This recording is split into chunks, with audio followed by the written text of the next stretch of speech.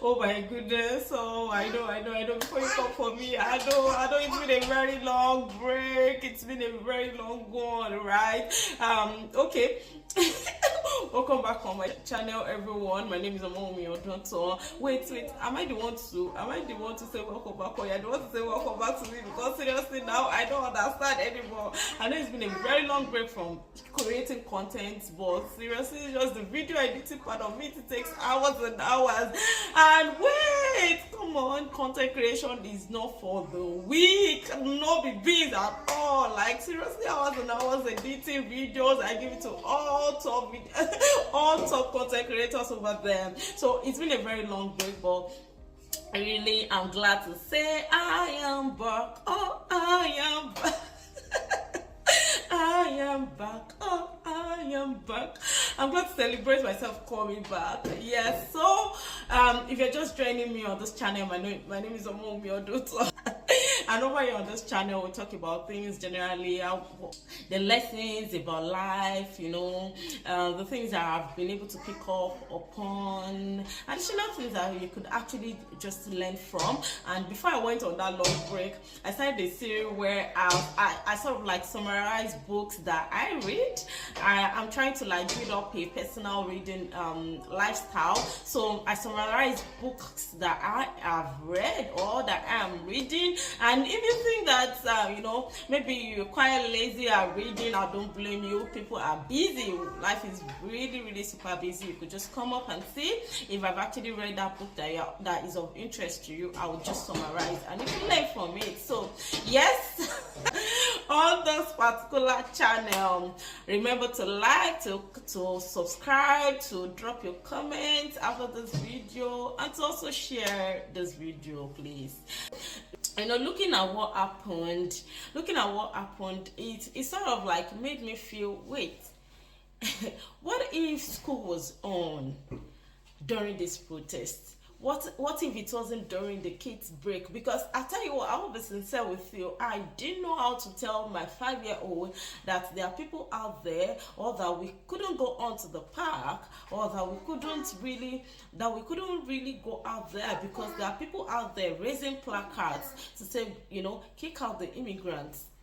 I couldn't bring myself to it. I couldn't even bring myself to say, oh, this is actually the antecedent of things, like somebody went about starving. And I really do empathize with the parents of those kids. I absolutely empathize with them. I've got kids as well, and I can't imagine it. I can't imagine the loss. I can't imagine the pain that they are passing through at the moment. And I don't know how to even tell a 5-year-old that there was somebody that went out there to say, oh, the next thing I want to do, or they want to do, is to actually starve people. It is horrendous.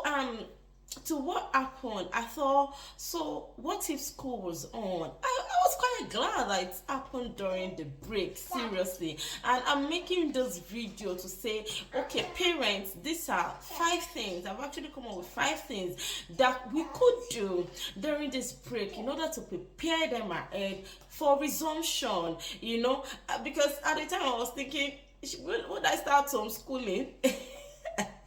And I could see parents during the protest instigating their kids to actually kick out, to actually vandalize, to actually go on the street.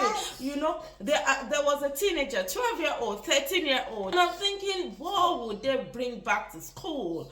How have they even been while in school?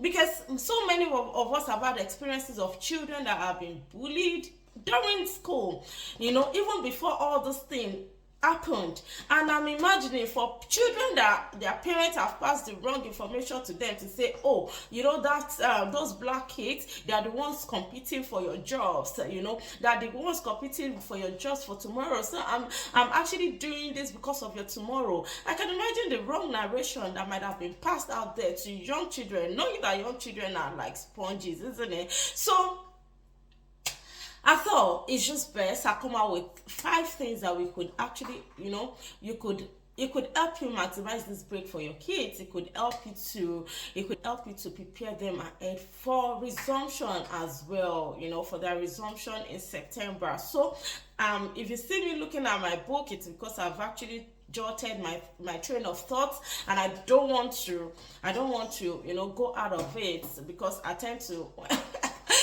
just go and on to talk, and I want to really work based on time this time around. So number one thing is, use this break to build a bond with your children. Use this break to build a bond with your children. I don't know how you want to do it, but please, parents, this break is not for you to go and fast share. Oh my goodness, I know I'm guilty of that as well. I want to work as much as I can. I want to see how I can run things, how I can bring in a third person to be able to do my job as a parent, and how I can actually get the money. Obviously the money is to take care of them as well, but please, I tell my husband, I say nobody can actually bring up your child like you would. Nobody can invest in them. Nobody can parent them as you would as your primary caregiver. So please, create this time, use this break to build that bond, because I'm thinking, for kids that are being shut up, for kids that there is a gap in bond, with their parents, I'm thinking them getting back to school, and them facing that kind of bully, them facing, because I'll tell you what, I won't be surprised if there are more rates of bullying by the time they resume. I won't be surprised. And this is not me passing a message of fear. I'm just saying, let's prepare our mind, and let's prepare our kids. Let's prepare our kids. Let's equip them during this break. Let's create that atmosphere where the kids can actually come back from school and talk to us about whatever has happened between them and their colleagues. Do not shut your kids up. Let them talk. Give them the opportunity. Create the time, quality time. Let them be able to talk to you about things that are happening around their lives. Please, this cannot be overemphasized. Please know how you want to do it between yourself and your spouse, to ensure that there's always that one parent at home. As much as you want to work, as much as both of you want to work, please create that time to bond with your kids. Please. Then the second thing I've actually mentioned is invest in their emotional accounts. And specifically I'm talking about their confidence. Yes, because they would need a whole lot of thick skin by the time they resume back at school. Oh my goodness. There is a lot of work for us to be able to build their resilience, for us to be able to build their emotional bank, for us to be able to actually build their confidence. Some of the things that I personally do is to open my kids, sort of like a self-awareness session. I do it for them, like, okay, what exactly, I remember asking my 5-year-old, what exactly do you think differentiates you from that person out there? And my 5-year-old went, my color, my skin. My skin. And I'm like, where did that come from? Like, I'm brown. I'm like, where did that come from? Like, that is not all to it. Actually, children, that is not all to it. You've got so many brilliant, so many unique identities. So make sure that they are aware of that identity. Make sure that they are aware of their abilities. First Peter 2:9 in my house now, we are reading it, like, but you are a chosen generation. I've made them like open their eyes to who they are in Christ Jesus. You have to open their eyes to their identity in Christ Jesus. If you're a Christian, you have to make sure their eyes are open to their abilities, the things that they are capable of doing specially, so please identify all those things and keep reinforcing it.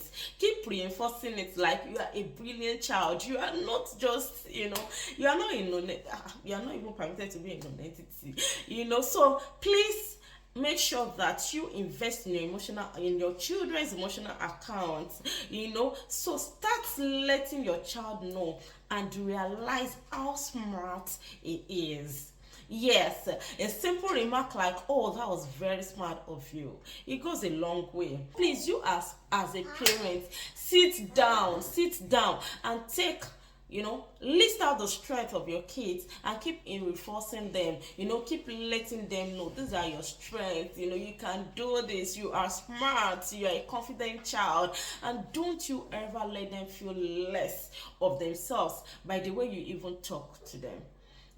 So I'm not saying that don't balance things. Please, as much as you can, balance things. Then the third thing that I've written here is, in the court of law, nobody gets punished for self-defense. And I'm not saying teach them, please, let's be clear about this. I'm not saying teach them how to fight.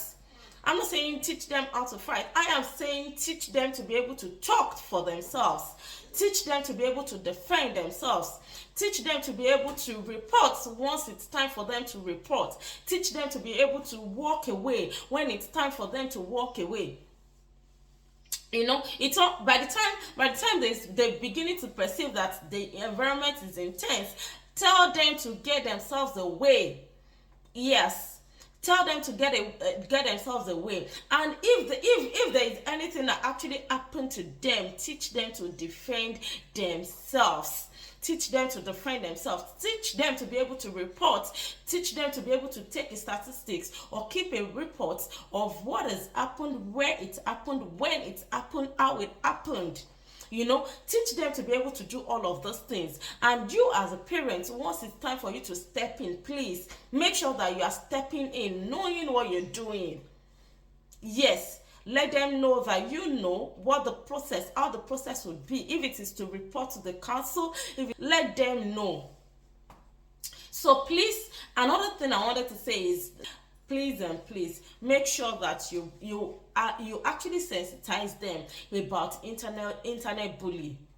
Yes, make sure you sensitize them about internet bully, because this thing might not wait for them to resume. It might actually be going out there even on the internet. So please help them, teach them, sensitize them about internet bully as well. So another thing I would say is them into an activity of their choice. Any activity that you think that they would enjoy, football, sports, any sports. Some of the things I'm doing personally is to engage them in robotics class, and they teach them coding, game development. Once you tell your kids, oh, you'll be able to make games, to develop games, they are always excited, isn't it? Especially if you've got a boy child, So look at the things that might excite them and let them do it, just give them that opportunity for them to be able to enjoy it, And by the time they are relaxed, you can be able to talk. Oh, you can have sort of like an icebreaker from their game session or from their class session. Oh, how was even your class? Okay, what's the things that happened? And then you can be able to talk and communicate more on other things, So please give them an activity of their choice. I know for people that have younger children, that might be quite difficult, but please, you could get them balls, you could get them some toys, and you could play together, you could create a toy room, you could play together there, not necessarily sending your child alone to that toy room to go and play. Both of you stay there and then play together with the toys, teach them numbering, colors, and all of that in that room. So you could maximize their time, giving them that quality time, even in your own house, in the confine of a known environment. The fifth thing and the last thing is to teach them how to love. I think this is like the very most important thing for me. Teach them how to love, because the truth remains that the world is like this because there isn't much love.